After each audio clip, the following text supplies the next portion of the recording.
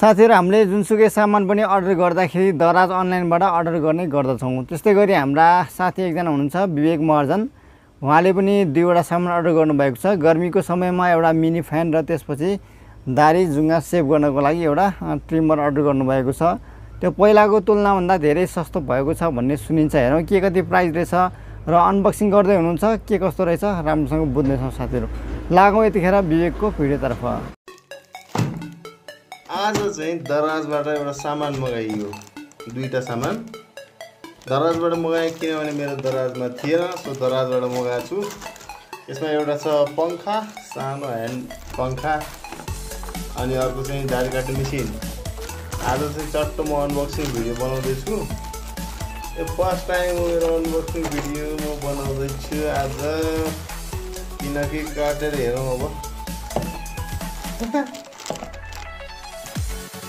हेरौँ अहिले प्याकेजिङ दराजको दामी नै हुन्छ नि। यो चाहिँ पंखा,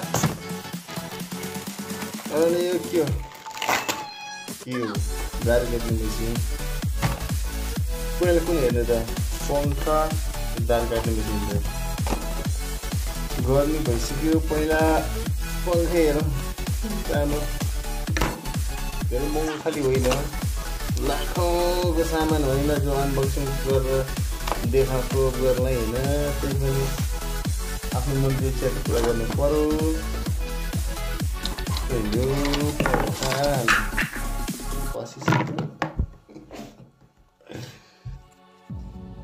वाह, टेबलमा कडा गर्न मिल्दो रहेछ पंखा।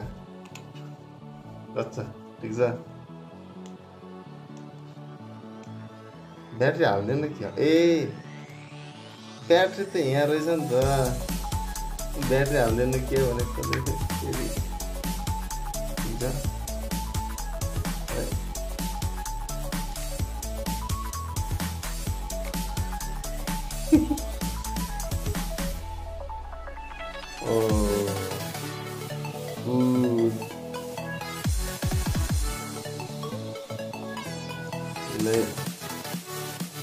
हिट गऱ्यो भने यहाँ पनि खडा गर्न मिल्ने। ओ स्पिड पनि बढ्ने रहेछ।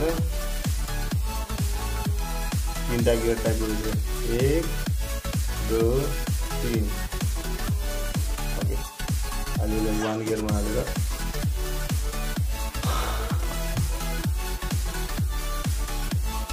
अब हावा खाँदै अर्को अनबक्सिङ गर्नु। यो चाहिँ दारी काट्ने मेसिन है।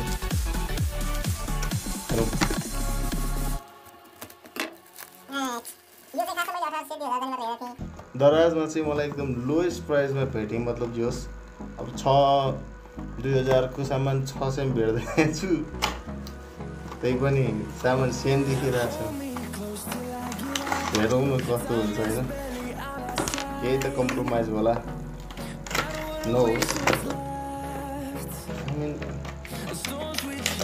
वाउ, छैन एक्ज्याक्ट 2000 को सामान जस्तो देखिन्छ। दारी काट्ने ट्रिमर हो हैन,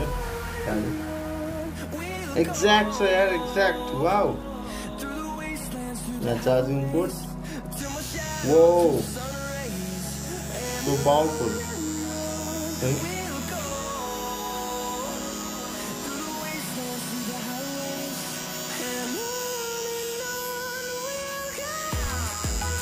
वाह,